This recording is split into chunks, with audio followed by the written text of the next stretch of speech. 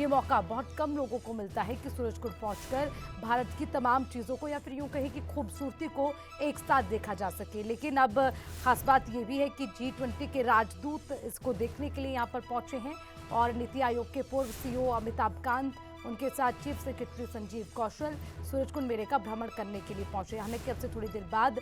भ्रमण किया जाएगा। G20 देशों के राजदूत सूरजकुंड मेले का भ्रमण करेंगे और देखेंगे कि आखिर सूरजकुंड मेला है क्या, जिसका जिक्र होता रहा है, इतने सालों से चलता आ रहा है और उसी के साथ किस तरह से भारत की तमाम संस्कृति, उसकी खूबसूरती को एक ही जगह पर पिरोकर किस तरह से रखा जा सकता है, उसकी एक छवि, उसकी एक तस्वीर, उसकी एक झलक हमें सूरजकुंड मेले में देखने को मिलती है।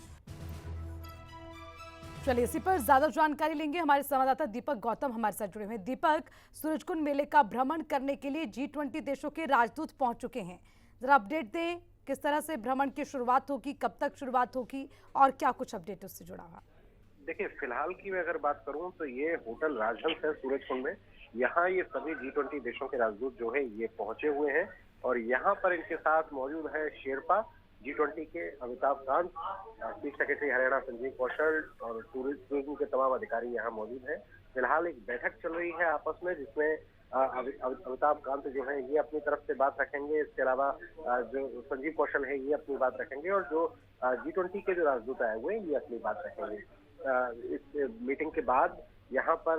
6:45 के आसपास ये लोग सूरजकुंड मेले के लिए निकलेंगे। सूरजकुंड मेले में ही पड़ता है राजहंस, लेकिन राजहंस एक अलग होटल है और इसके बाद जब ये मेले में पहुंचेंगे तब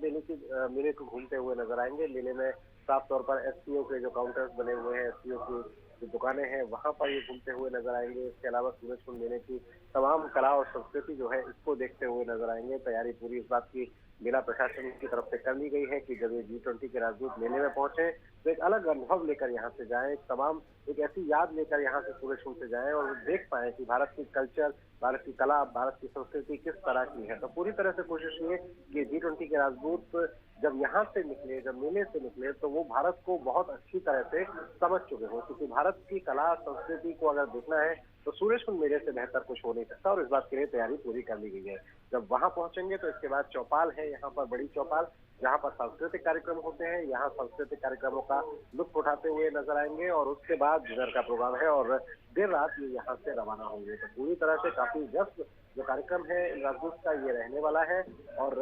इस दौरान चूंकि मेले में पहुंचेंगे, मेले में पहुंचने से पहले तमाम तरह की जो पॉलिटिकल चीजें हैं, तमाम तरह की किस तरह से भारत को G20 से क्या उम्मीदें हैं, G20 के लोगों को भारत से क्या उम्मीदें हैं, तमाम तरीके की बातें यहाँ डिस्कस होंगी। चूंकि शेरपा खुद यहाँ पहुंचे हुए अमिताभ कांत और इसके बाद हरियाणा में चूंकि ये कार्यक्रम हो रहा है तो हरियाणा किस तरीके से G20 के देशों के साथ आगे साझेदारी बढ़ा सकता है, किस तरह से व्यावसायिक फायदा उसका मिल सकता है, उस पर बिल्कुल दीपक, बिल्कुल सही आपने कहा। जब भी कोई कहीं पे भी आता है तो अगर कुछ लेके जाता है तो कुछ जरूर दे के भी जाता है। इसलिए जैसे G20 से भारत को भी कई उम्मीदें हैं और देखना ये भी होगा कि इस बार का इनका भ्रमण कितना खास रहने वाला है। ठीक है दीपक, शुक्रिया आपका तमाम जानकारी के लिए।